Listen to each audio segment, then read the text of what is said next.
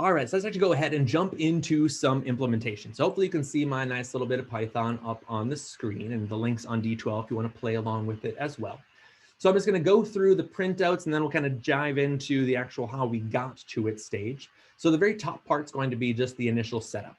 So here we're running this thing with these Hamming 7.4 codes or Hamming NK codes. And I'm going to go ahead and print out what that parity check matrix H happens to be, as well as this generating matrix G. So that's essentially publicly available to anybody who wants it. And here I have the design for how we're actually going to go about it. So it's the R, the N, the K. I built a function called generate HT and generate G, which eats the number R, and it's going to print that thing back to the user. So that's all of that stuff. So that's not really the key gen. That's like an initialized stuff. So then we're actually going to jump into the key gen game. So the key gen is going to be to take this initial generating matrix G, swap up the rows, swap up the columns, and then print out this G1 back to the user, back to anybody who wants it. So the way that we're going to do this is through these nice little permutation matrices S and P. So S is going to be this one, which is going to scramble up the rows. P is then going to be this one, which is going to scramble up the columns. And the way that I'm going to do this scrambling is through this matrix multiplication. So I have this cool little Boolean matrix multiply, which we had in an earlier homework. Now I'm just going to rinse and repeat it over and over and over again. So the first thing I'm going to generate is S times G, which is taking that initial G and scrambling up the rows to construct that thing. Then I'm going to take that newly constructed SG and I'm going to scramble up the columns by multiplying it by the P. And I'm going to store that thing as G1, and then I'm going to print that out to the user as well. So that's technically the public stuff. I shouldn't actually be printing the P and the S because those are supposed to be Alice's private information. So that would not be revealed to the wild. But here I like to have it just because I can see it and do some stuff with it. So the P is the one that's really nicely generated because you can see that it works exactly as it's supposed to. So if I looked at SG, so the uncolumn scrambled version, you can see that in P, I'm going to take that first row, so index 0, and it's going to end at index 2, or in the third column, which is exactly what happens. So if you look at the first column of SG, it's 0, 0, 1, 0. And if you look at the third column of G1, it's exactly that 0, 0, 1, 0. So the P structure is very nice in that it does exactly what it's supposed to. The S1 is not quite as nice just because of the way that multiplication works. So if you look at S, this is the one that scrambled up the rows. So initially we had this top row of 1, 0, 0, 0, 1, 1, 1. And when I constructed SG, that thing went down into row 3 or index 2. So you would maybe guess that there was supposed to be a 1 in the 0, 2 index in that top row, which is not actually there. We do in fact have a 1 right here in the 2, 0 index. And that's if you go way back to think about how the matrix multiplication is structured. The S is actually going to be multiplied on the left, so it's flipped there. So if that confuses you a little bit, just remember that this S is going to do things backwards, basically. The P is set up to do exactly what it's supposed to in terms of swapping out the columns. The S is just going to have like a transpose action on it. At the end of the day, we really don't care which ones are getting swapped because we're just going to randomly generate the S to then swap out the rows, and we're going to randomly generate the P's to swap out the columns. So as long as I can undo those operations, I don't necessarily care that it's going exactly to this slot that I've identified. But if you are looking into it and wondering why the S is not doing what you expect it to, it's because the rows are always dumb. The rows do the flipped version of it. So that's why in the last video I chatted about the P a little bit more, because the P1 does what it's supposed to, and the S kind of does what it's supposed to, as long as you're cool with the transpose. Okay, so the G1 is then what's revealed into the wild. So that's the thing that anybody who wants to send a message to Alice can then grab. So when it comes to encryption, we then have a really easy operation to do. So Bob's going to take his favorite little message, so 1101. So it can only be 4 bits. I'm printing out what that message is just because I wanted to see it. He's then going to construct this initial ciphertext C. So that's constructed by taking that M and multiplying it by this twisty matrix G1. So I'm going to print out that ciphertext C to the world. This is the one that we don't want to send off because it's not secure enough. Because if I just multiply every possible plain text M I only have to do all 4-bit ones.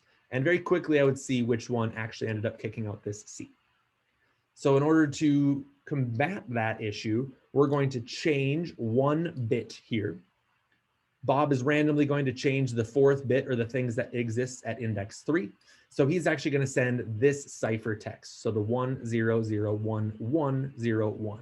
So this bit has been changed. So that's the thing that's then sent across, so that if anybody else just like blasted through all of the 4-bit messages, they wouldn't land on this one. They would have landed on this one, but the hope is that they don't try to change bits and things like that. This one could have emerged from a few other things. So they're trying to mask that basically. So the decryption game then is basically trying to undo everything that Alice has done, as well as undo the bit change. So the way that we're going to do this is first to peel off the P's.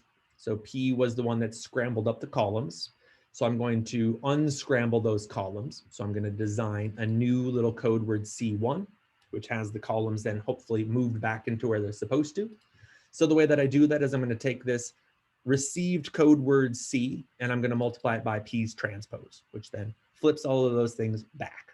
So if I took column 0 and put it into column 2, so index 0 into, if I took column 1 and moved it into column 3, or index 0 into index 2, I'm then going to move those ones back. So that's what that transpose is all about. Then the next thing we're going to have to do is to take that fixed version of C1 and then try to fix the bit flip on it. So I'm going to compute the syndrome. So I'm going to compute C1 times this parity check matrix H. If that kicked out all zeros, I would know that there was no bit flip in it. So Bob did not do the adding of a bit change.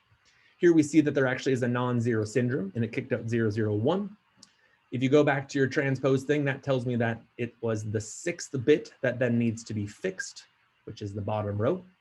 So we're going to change the 6th bit on this C1. I'm going to then label it X1. So it's going to become 0111000, because the original C1, the untwisted version, had a 1 at the end. So now I'm going to change that into a 0. Our last move then is going to be to take those first 4 bits and then undo the row swappings that Alice initially constructed. So we're going to take those, so the 0111, and we're going to multiply that by S's transpose to then undo that crazy twisty action. So that's hopefully then going to generate what Bob's initial message happened to be. So we construct X0, which is the first 4 bits, or the first K bits, and then you multiply it by S transpose, which is going to move some things around. So instead of having 0111, it then becomes 1101, which is hopefully what Bob's message was. So 1101 is then 1101, and everything is great. So if you want to, you can dig through some of the code that I have to kind of generate some of these things. So some of the things earlier we had, so we had the matrix multiplication by a vector. Here we're going to have just general matrix multiplication. So there's basically the same, except for this one plays with a vector times a matrix. This one's matrix times a matrix. I then have a transpose, which swaps the rows and columns. So it's going to be how Alice undoes things. I then have the generate HR and the generate G. So that's the same stuff that we had in the last section. I just made functions out of them. Then I'm going to have these things that construct permutations. So basically those rows and columns that all have exactly 1 1 in them. And then I just have a couple other things that convert lists to strings and stuff like that. So if you want a couple of those, you can totally play with them. Otherwise, I recommend just trying to change some of this stuff up to see it all actually come into play. So if I wanted to change Bob's message, instead of having 1101, I could have 1001, and I'm going to change, let's say, the 4th bit. So if I run this, you're going to see Bob initially has 1001. His initial code word would then be this thing. He then changed the thing existing at index 4, which is to change that 1 into a 0. And then that's what he actually sent off across. So then the received C1, or the received C, would then have to have the P undone. And then we're going to correct the bit, and then we're going to undo the S's. So there's the 3 little actions that have to occur. Again, notice that Bob changed the 4th bit. Alice is actually going to change the 2nd bit. And the reason for that is if you start looking into the matrix P, you can see that the 2 and the 4 were the ones that got swapped around. So then you're going to see that you're going to undo that action, but it's that idea of why these indexes are not going to be the same, because they're not supposed to be, because Alice changed the columns. So when Bob changes a bit in column blah, Alice is going to change a bit in column, undone of that thing. So play around with it. It's kind of fun. It's entertaining to see the swappings all occur. It's a nice thing that we don't actually have to have a ton of machinery. All of the stuff that we have here was stuff that we already had lying around. We just basically needed to rebrand it as something new and cool. So enjoy. You'll see some activities on it. I'm going to push a little bit further into one of your homeworks so you can kind of play around with them a little bit more, but it should be hopefully kind of just a, oh, that's kind of cool, and see them all reemerge.